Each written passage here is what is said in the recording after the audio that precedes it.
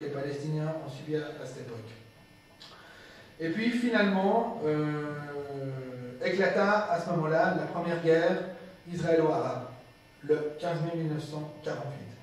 Ce qui était très intéressant de voir, c'est que Ben Gurion, là aussi, avait dit que finalement on va affronter 40 ou 50 millions d'Arabes. C'était absolument faux. Les chiffres en place étaient assez d'ailleurs éloquents. Du côté arabe, on comptait 22 500 hommes, donc issus principalement de l'armée égyptienne, jordanienne, irakienne, syrienne et libanaise. Et les sionistes furent environ alignés 50 000 hommes, entraînés, donc entraînés aussi par les Britanniques, bien armés, bien motivés. En outre, les pays arabes avaient d'importantes divisions entre eux. Par exemple, il y avait des divisions qui les Hachémites de Jordanie, d'Irak, avec les Syriens. Les grandes familles palestiniennes étaient aussi opposées entre elles. Et puis, l'Empire gouvernement palestinien, le Haut Comité arabe, n'était pas du tout suivi par la grande majorité des Palestiniens. Donc, suite à cette guerre, qui fut en fait assez rapide, il est aussi intéressant de noter que les Jordaniens sont intervenus dans cette guerre, mais suite à un accord entre Golda Meir et le monarque jordanien, enfin transjordanien, puisqu'à l'époque c'était appelé comme ça de l'époque, Abdallah, et l'armée jordanienne n'était pénétrée que sur les territoires alloués aux Palestiniens. C'est vrai, il y eut des affrontements à Jérusalem entre les transjordaniens et les Israéliens, pour la simple et bonne raison qu'ils ne sont pas parvenus à se mettre d'accord pour savoir à qui allait échoir cette ville. Et pour terminer, parce que le temps passe, il est aussi important de noter que durant cette guerre, il y avait un grand médiateur suédois, issu d'une prestigieuse ligne de diplomates, que vous connaissez certainement, appelé le comte Bernadotte, donc qui parvint à obtenir une première amnistie. Ce comte Bernadotte avait rédigé un rapport. Et ce rapport décrivit très précisément un pillage sioniste à grande échelle et la destruction de villages sans nécessité militaire apparente. Bien évidemment, le lendemain, il sera assassiné par des milices du groupe Stern.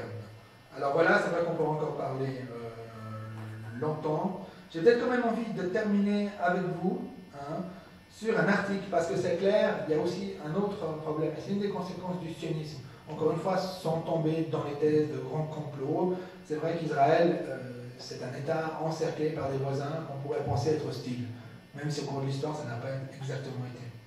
Alors, l'un des buts, évidemment, ça serait de diviser pour régner. Donc, à ce titre, une revue publiée par l'Organisation sioniste mondiale, revue prénommée Kivunin, a exposé la stratégie expansionniste israélienne. Et ils ont écrit la chose suivante. Donc, en 1982, c'est très intéressant. En tant que corps centralisé, l'Égypte est déjà un cadavre, surtout si l'on tient compte de l'affrontement de plus en plus dur entre musulmans et chrétiens. Sa division en provinces géographiques distinctes doit être notre objectif politique pour les années 90 sur le front occidental. Une fois l'Égypte ainsi disloquée et privée de pouvoir central, des pays comme la Libye, le Soudan et d'autres plus éloignés connaîtront la même dissolution. La formation d'un État copte en Haute-Égypte et celle de petites entités régionales de faible importance est la clé d'un développement historique, actuellement retardé par l'accord de paix, mais inéluctable à long terme. La partition du Liban en 5 provinces préfigure ce qui se passera dans l'ensemble du monde arabe. L'éclatement de la Syrie et de l'Irak, en régions déterminées sur la base de critères ethniques ou religieux, doit être à long terme un but prioritaire pour Israël. La première étape étant la destruction des puissances militaires de ces États. Les structures ethniques de la Syrie exposent un démantèlement qui pourrait aboutir à la création d'un État chiite le long de la côte, d'un État sunnite dans la région d'Alep, d'un autre à Damas et d'une entité druze. L'Irak est dans la ligne de mire israélienne. Sa dissolution serait pour nous plus importante que celle de la Syrie, car c'est lui qui représente à court terme la plus sérieuse menace pour Israël. Et je m'arrêterai ici parce que le sujet sera vraiment inépuisable. Merci Xavier. Alors, ce soir, d'abord j'aimerais noter certains points. Vous avez peut-être vu l'exposition de photos d'Aurore, donc elle va rester encore une dizaine de jours. cette exposition photo. Peut-être qu'on va la changer parce qu'on a un autre thème, mais bon, ça va rester sur la Nakba. Aussi, on vous invite à venir tous les samedis pour le mois de mai, mais durant l'année, toute l'année, c'est le 4e samedi du mois, la place Mollard pour des stands d'information, et surtout aussi on a lancé une campagne de boycott, c'est important de le mentionner.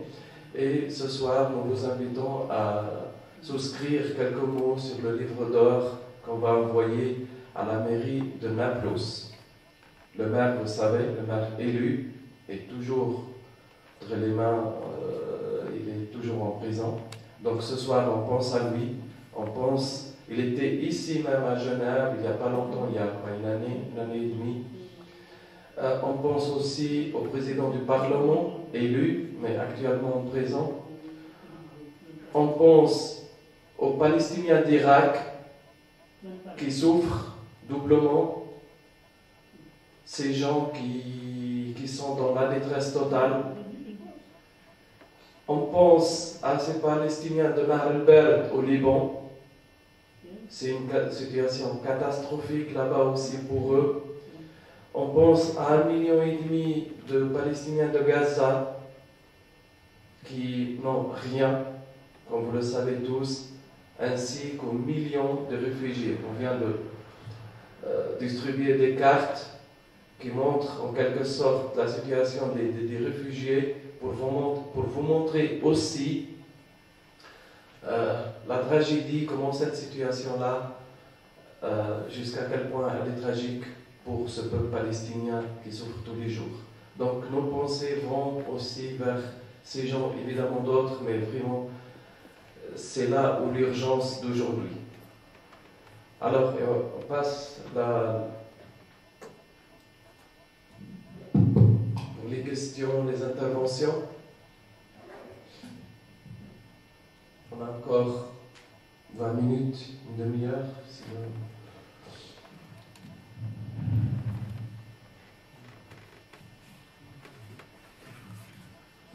Ça va. Comment est-ce qu'on peut faire pour rendre en Palestine? Pour se rendre en Palestine? Oui. Il y a un aéroport, il y a un port, il y a je ne sais pas quoi. Comment est-ce qu'on peut y arriver? Si on veut parler juste aux Palestiniens sur place. Je te laisse répondre. Nous, oui. Il y a la possibilité par Tel Aviv. Ça, c'est par Tel Aviv, par l'aéroport de Tel Aviv, ou par le pont Allenby. Mais c'est toujours problématique. De toute façon, que ce soit par le pont Allenby ou par Tel Aviv, on est questionné très à fond. Il n'y a pas de possibilité pour se rendre en Palestine. Puis après, une fois qu'on a passé Tel Aviv, et pour tous les formalités douanières, et si ensuite on veut passer par les checkpoints, là aussi, il y a aussi des problèmes. C'est certainement pas facile, mais ça se fait parce que nous on fait tous les ans. Bon, c'est clair qu'il faut se prémunir, se préparer, on ne peut pas aller juste comme ça et se dire on va aller visiter la Cisjordanie. Il faut une préparation déjà, savoir ce qu'on va dire, comment faire, ce qu'on va dire au checkpoint, ce qu'on va faire avec le passeport. C'est pas évident, mais ça c'est très faisable. Est-ce qu'il laisse passer les gens au compte ou... Non, tout le monde est en règle. Parce que vous n'êtes pas palestinien, vous n'avez pas été dans les pays arabes, bien entendu, c'est toujours la même chose. Si vous venez dans les pays arabes, vous n'êtes pas Jordanie, mais si vous venez d'Arabie Saoudite, si vous venez de la Libye, vous serez même généralement si vous n'êtes pas fou. Je ne suis pas certain. Mais il y a beaucoup plus de questionnements, évidemment, pour les Arabes. Et pour les Palestiniens, ils ne peuvent pas passer par Tel Aviv, absolument pas. Ils ne peuvent pas quitter ou venir retrouver leur pays, la Palestine, en passant par Tel Aviv. Ils doivent passer par Port-Allenby. Il me semble qu'il y a des Islam aussi. Thomas Chopier était refoulé oui, un an ou deux. certainement.